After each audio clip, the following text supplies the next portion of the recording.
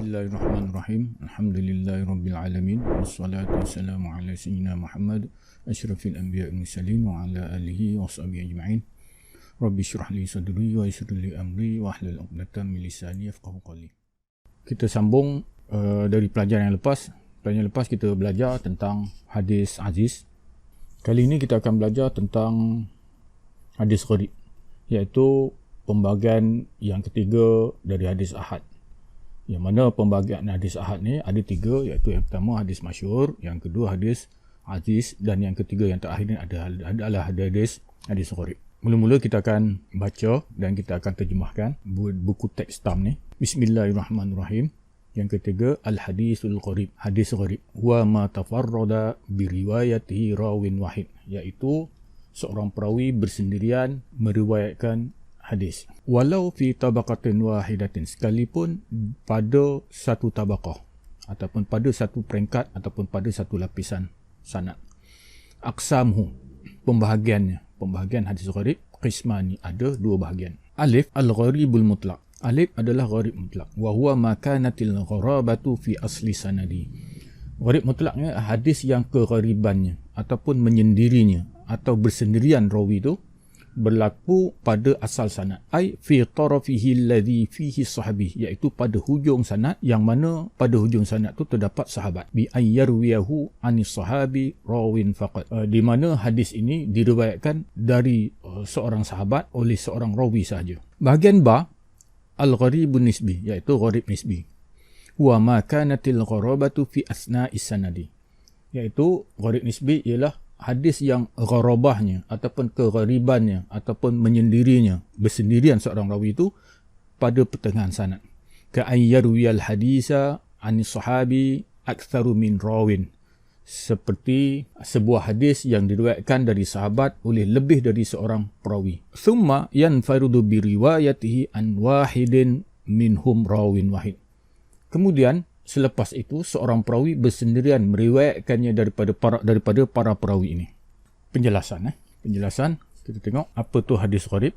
Kalau hadis kita tengok balik, kita imbas kembali, hadis ahad terbagi pada tiga, iaitu hadis masyhur, hadis aziz dan hadis gharib. Hadis masyhur apabila hadis itu diriwayatkan oleh tiga orang ataupun lebih. Hadis aziz, hadis yang diriwayatkan oleh dua orang. Kemudian hadis gharib, hadis yang diriwayatkan oleh seorang. Takrif di sini iaitu hadis gharib ialah apa dia? Hadis yang perawi bersendirian dalam meriwayatkan hadis. Wa ma tafarrada bi riwayat rawin wahid. Walau fi tabaqatin wahidatin, sekalipun tafarrud dia ataupun gharabahnya tu berlaku hanya pada satu tabaqah saja. Hadis ini boleh dinamakan sebagai gharib sekalipun gharabahnya ataupun bersendirian seorang rawi itu sekalipun terdapat pada satu tabaqah saja. Kita tengok gambaran berikut ni. Kita tengok ni, yang ada depan kita ni ialah carta ataupun gambaran sebuah hadis gharib. Carta ni kita lihat, tengok setiap matan hadis, kemudian Rasulullah, yang ni dipanggil tarafus sanad, dipanggil tarafus sanad ataupun asal sanad. Asal sanad ni ada siapa? Ada sahabat. Kemudian kalau dalam contoh ni kita tengok dalam gambaran ni, seorang yang meriwayatkan hadis ini adalah seorang sahabat. Seorang saja sahabat. Kemudian dari sahabat ni yang meriwayatkan daripada sahabat hanya seorang tabi'in saja. Kemudian yang meriwayatkan daripada tabi'in hanya seorang tabi'in. Setiap satu tabaqah, ni tabaqah. Yang ni juga tabaqah tabi'in. Ni tabaqah tabi'in. Setiap satu tabaqah hanya ada seorang perawi saja. Jadi di sini pada hadis ni, pada contoh carta ni, menepatilah dia sebagai hadis gharib. Hadis gharib iaitu hadis yang diriwayatkan oleh seorang perawi saja. Kita tengok carta berikutnya. Kita tengok sini. Kalau tadi, carta tadi, setiap tabaqat mengandungi seorang perawi. Carta yang ni, hadis Rasulullah SAW, hadis ni diriwayatkan oleh dua orang sahabat. Pada tabaqat sahabat ada dua rawi. Ada dua rawi lah. Dua rawi. Kemudian pada tabaqat tabi'in, kita tengok ada 1, 2, 3. Ada 3 rawi. Ada 3 rawi lah. Kemudian pada tabaqah tabi'in ada seorang rawi saja. Jadi sekalipun pada tabaqah sahabat ada 2, tabaqah tabi'in ada 3, tapi ada satu tabaqah yang mengandungi, yang mempunyai hanya 1 perawi saja, maka sahlah hadis ini adalah hadis gharib. Sebab yang dipandang, yang dilihat adalah pada bilangan yang paling sedikit lah. Sebab tu dia punya bilangan ni tak semestinya dia mesti konsisten dari awal sanad sampai akhir sanad. Ada satu saja tabaqat yang mengandungi 1 perawi, maka kita dah boleh panggil dia sebagai hadis gharib. Kemudian kita tengok pula pembahagian hadis gharib. Dia kata pembahagian hadis gharib ni ada 2 lah, iaitu gharib mutlak dan gharib nisbi. Hadis gharib ni terbagi pada 2, iaitu gharib mutlak dan gharib nisbi. Apa tu gharib mutlak? Gharib mutlak ialah hadis yang kegharibannya, hadis yang gharabahnya ataupun bersendirian rawi itu pada asal sanad, iaitu pada hujung sanad. Kalau dalam kes macam ni, kalau kita tengok dalam kes, dalam contoh ni, hak ni. Dia panggil tarafus sanad ataupun asal sanad. Pada sanad ni, iaitu di mana pada akhir sanad, pada hujung sanad ni, dia panggil hujung sanad. Pada hujung sanad ni ada seorang sahabat. Jadi gharabah tu, bersendiriannya rawi itu berlaku pada hujung sanad ni. Pada hujung sanad. Itu dia panggil gharib mutlak. Kalau pada pertengahan sanad, di bawah sini, itu dia panggil gharib nisbi. Kita tengok. Kemudian gharib nisbi pula ialah hadis yang gharabahnya ataupun bersendiriannya rawi itu berlaku pada pertengahan sanad. Nanti kita tengok contoh apa tu gharib mutlak, apa tu gharib nisbi, baru kita boleh faham, baru boleh kita nampak. Kita tengok contoh gharib mutlak, carta gharib mutlak. Macam ni Rasulullah, kemudian ada di sini dipanggil asal sanad lah. Jadi ada sahabat, jadi di sini hanya seorang sahabat saja yang mengambil hadis ni, meriwayatkan hadis ni. Kemudian ada seorang saja tabi'in yang meriwayatkan daripada sahabat. Kemudian berikut ni, bawah ni banyak, tak ada masalah apa. Jadi di sini kita panggil sebagai gharib mutlak sebab dia berlaku pada hujung sanad. Kita tengok contoh hadis betul lah. Contoh hadis yang terkenal, popular, iaitu hadis innamal a'malu binniyat. Hadis ni hadis yang diucapkan oleh Rasulullah SAW. Dalam hadis ni hanya di kalangan para sahabat, hanya Sayyidina Umar saja yang meriwayatkan hadis ni. Sahabat-sahabat lain tidak didapati meriwayatkan hadis ni. Kemudian pada tabaqat tabi'in pula hanya Alqamah Al-Laisi yang meriwayatkan hadis ini daripada Sayyidina Umar. Kemudian pada tabaqat berikutnya hanya Muhammad bin Ibrahim At-Taimi saja yang meriwayatkan hadis ini daripada Alqamah Al-Laisi. Dan yang berikutnya Yahya Al-Ansari, hanya Yahya Al-Ansari saja yang meriwayatkan hadis ini daripada Muhammad bin Ibrahim At-Taimi. Kemudian di bawah daripada Yahya bin Al-Ansari ni ramai yang meriwayatkan daripada Yahya Al-Ansari. Cuma sampai peringkat Yahya Al-Ansari ni tak ada siapa yang meriwayatkan pada tabaqat ni, hanya Yahya Al-Ansari saja. Pada tabaqat ni hanya Muhammad bin Ibrahim Taimi, dan begitulah seterusnya sampai Alqamah, hanya Alqamah dan Umar. Kalau ada orang lain di sini ni pada tabaqat Yahya Al-Ansari ni, maknanya itu bukan dia lah. Dah disahkan memang hanya melalui jalur Yahya Al-Ansari. Dia kata hadis ni tidak sah dan tidak ada jalur lain untuk sampai kepada hadis ni, sampai kepada innamal a'malu binniyat ni, melainkan melalui periwayatan Yahya Al-Ansari. Melainkan di bawah sini banyaklah, tapi dah sampai sini Yahya Al-Ansari, hanya Yahya Al-Ansari saja yang meriwayatkan hadis ni daripada siapa? Dari Muhammad bin Ibrahim At-Taimi, kemudian daripada Al-Qamah Al-Laisi, kemudian daripada Umar Al-Khattab. Jadi selepas Yahya Al-Ansari barulah ramai orang yang meriwayatkan.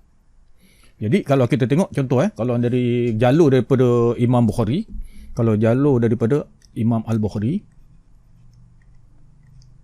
yang meriwayatkan hadis ni, kemudian ada satu lagi kita tengok contohlah jalur daripada Imam Muslim. Kalau daripada Imam Bukhari saja dia punya jalur di sini nak sampai kepada Yahya Al-Ansari ada 7 turuk, ada 7 jalur. Kalau Muslim juga banyak jalur lah. Okey, kita tengok seterusnya, contoh seterusnya iaitu satu hadis, naha Rasulullah sallallahu alaihi wasallam an bai'il wala'i wa an hibati, iaitu maksud dia Rasulullah sallallahu alaihi wasallam melarang menjual wala' dan juga menghibahkannya. Hadis ni juga hadis gharib mutlak lah. Macam ni lah. Yang ni panggil hadis gharib mutlak .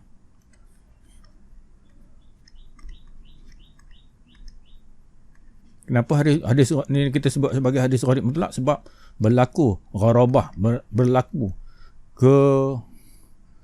kesendirian atau berlaku bersendiriannya periwayat rawi berlaku pada hujung sanad. Hadis ni pun macam tu jugalah, hadis naha Rasulullah sallallahu alaihi wasallam an bai'il wala wa an hibati. Kita tengok Rasulullah meriwayatkannya daripada kemudian apa yang meriwayatkan daripada Rasulullah hadis ini ialah Ibnu Umar, Abdullah bin Umar. Kemudian daripada Ibnu Umar yang meriwayatkan Abdullah bin Dinar. Di bawah ni barulah pecah dua, iaitu yang mengambil daripada Abdullah bin Dinar iaitu Syu'bah dan Sulaiman. Kemudian yang mengambil daripada Syu'bah adalah Abu Walid. Kemudian yang mengambil daripada Sulaiman di sini adalah Yahya bin Yahya. Yang dari jalur Abdul Walid ni riwayat Bukhari, daripada jalur Yahya bin Yahya ni riwayat daripada Imam Muslim. Imam Tirmizi kata hadis ni tidak sah melainkan dalam bentuk ni. Dalam bentuk macam ni. Iaitu dalam bentuk semuanya mesti mai kepada Abdullah bin Dinar. Abdullah bin Dinar daripada Ibnu Umar. Kalau ada kalau ada melalui jalur lain untuk sampai kepada hadis ni, itu berlakunya kesilapan ataupun kekeliruan. Pada tabakat sahabat, maknanya pada tabakat sahabat ni tidak ada sahabat lain yang meriwayatkan hadis ni melainkan Ibnu Umar. Pada tabakat tabi'in juga tidak ada tabi'in lain yang meriwayatkan daripada Ibnu Umar di sini melainkan Abdullah bin Dinar. Kalau ada orang lain, maknanya itu silap lah, bukan dia. Maka sebab hadis ni pada hujung sanad, pada penghujung sanadnya berlaku gharabah ataupun berlaku kesendirian, maka kita katakan hadis ini sebagai hadis gharib mutlak. Kita tengok gharib nisbi pula. Gharib nisbi ialah hadis yang gharabahnya ataupun gharabahnya ataupun bersendirinya rawi berlaku pada pertengahan sanad. Ini contoh dia. Matan hadis, kemudian Rasulullah di sini ada 3 orang sahabat yang meriwayatkan hadis ini daripada Rasulullah. Kemudian pada tabaqat tabi'in terdapat 3 orang tabi'in yang meriwayatkan hadis ini daripada masing-masing sahabat di atas ni. Kemudian pada jalur tabi'in hanya seorang saja tabi'in yang meriwayatkan daripada 3 orang tabi'in ni. Tabi'in satu ni meriwayatkan juga daripada tabi'in satu, tabi'in satu ni juga meriwayatkan daripada tabi'in 2, dan dia juga meriwayatkan daripada tabi'in 3. Dan begitulah seterusnya. Di sini berlaku gharabah, berlaku bersendirian rawi ni pada pertengahan sanad. Yang ni pada penghujung sanad, ni pada pertengahan sanad. Ini hadis, kita tengok contoh hadis gharib nisbi. Anna Nabiya sallallahu alaihi wasallam dakhala Makkah yaumal fathi wa ala ra'sihi al-mighfaru. Iaitu Rasulullah sallallahu alaihi wasallam masuk ke kota Mekah pada hari penaklukan Mekah tu. Sedangkan di atas kepalanya ada topi besi. Jadi ni ada hadis fi'li lah. Hadis ini diriwayatkan oleh Anas bin Malik.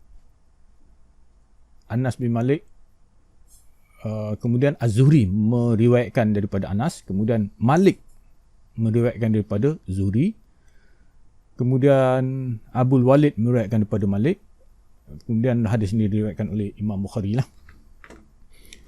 Jadi pada hadis ni berlaku gharabah ataupun bersendirian, rawi itu berlaku pada Malik di sini. Pada Malik sini berlakunya gharabah. Gharabah ni bersendirian dalam meriwayatkan hadis. Gharabah berlakunya gharabah. Sebab tu kita katakan dia sebagai hadis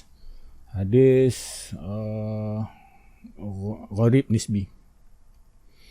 Tentang hadis gharib nisbi ni, dia ada macam-macam, sebenarnya ada macam-macam jenis. Gharib nisbi ni ada macam-macam jenis yang kita boleh, tak ada lah dalam kitab kita ni, dalam buku kita ni, kita boleh dapatkan dia dalam kitab-kitab mustalah hadis ataupun kitab ulum hadis yang lebih tinggi lagi lah. Apa kesimpulan yang kita boleh buat daripada pelajaran yang kita baru belajar tadi ni dengan pelajaran yang lepas, iaitu kesimpulannya hadis ahad ada 3 lah. Hadis ahad terbagi pada 3, ada 3 jenis, iaitu masyhur, diriwayatkan oleh 3 orang ataupun lebih. Hadis aziz, iaitu 2 perawi dia. Hadis gharib, seorang. Sekarang kita tengok apa hukum khabar ahad. Hukmu khabaril ahad. Minhul maqbul wa minhul mardud ala hasabi ahwali ruwati ma'al matan. Fayakunu minhu sahih wa minhul hasan wa minhul da'if. Bal wa minhul mawdu' kadzalik. Dia kata khabar ahad ni hukum dia ialah sebahagiannya adalah makbul, maknanya sebahagiannya kita boleh terima. Wa minhul mardud, sebahagiannya kita kena tolak. Kita terima dan kita tolak tu ala hasabi ahwali ruwah ma'al matan, berdasarkan kepada keadaan perawi serta matannya. Jadilah kalau berdasarkan kepada perawi dan matannya, jadilah sebahagiannya tu ada yang sahih, sebahagiannya ada yang hasan, sebahagiannya ada yang dhaif. Bahkan sebahagiannya tu ada yang maudhu' ataupun palsu. Apa yang maksud dia? Maksudnya ialah secara mudah macam ni. Hadis ahad ada yang boleh kita terima dan ada yang kita kena tolak. Ada yang hadis ahad ni ada yang makbul, ada yang mardud.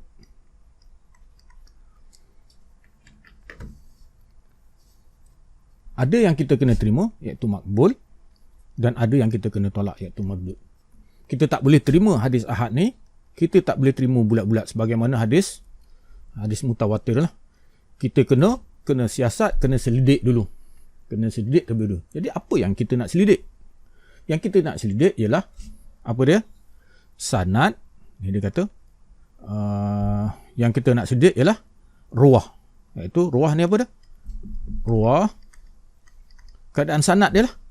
Sanad ni, dalam sanad ni mengandungi para rawi. Kita akan selidik ni, apa yang ada dalam sanad ni, iaitu terdiri daripada para rawi, perawi hadis. Sama ada perawi itu apa dia? Perawi itu boleh berwibawa ataupun tak. Kalau perawi itu berwibawa, perawi itu bagus, ingatannya kuat, kemudian ditambah lagi dengan matan hadis tu, kena siasat juga, kena selidik. Kalau matan hadis tu okey, tak ada masalah, tidak bercanggah. Contohnya tidak bercanggah dengan Al-Quran, tidak bercanggah dengan fakta, tidak bercanggah dengan matan yang lebih kuat dia punya periwayatannya, maka kita tetap kena terima hadis tu. Kalau tak kira hadis tu hadis masyhur ke, hadis aziz ke, hadis gharib, kalau dia menempati ciri-ciri hadis yang boleh diterima, hadis makbul, maka kita kena terima. Kemudian, kalaulah sanadnya tak bagus, sanadnya tak berapa bagus, di mana perawi-perawinya ada yang tidak berwibawa, perawi-perawinya ada yang keliru, ada yang ingatannya tidak kuat, ada yang sebahagian perawinya ada penipu ataupun sanadnya terputus, maka hadis tu kita kena tolak lah. Ataupun dia punya matannya bercanggah dengan Al-Quran ke ataupun sebagainya, maka hadis tu kita kena tolak. Itu dia panggil hadis mardud. Hadis mardud di sini hadis mardud. Tak kira lah hadis tu sama ada hadis tu hadis masyhur, hadis aziz ataupun hadis qarib. Kalau dia tidak mendapati ciri-ciri yang dikendaki, maka kita kena tolak. Kalau dia mendapati ciri-ciri yang dikendaki, maka dia termasuk hadis makbul ni. Jadi hadis makbul dan hadis mardud ni adalah pelajaran yang selepas ni kita akan belajar. Wallahu a'lam.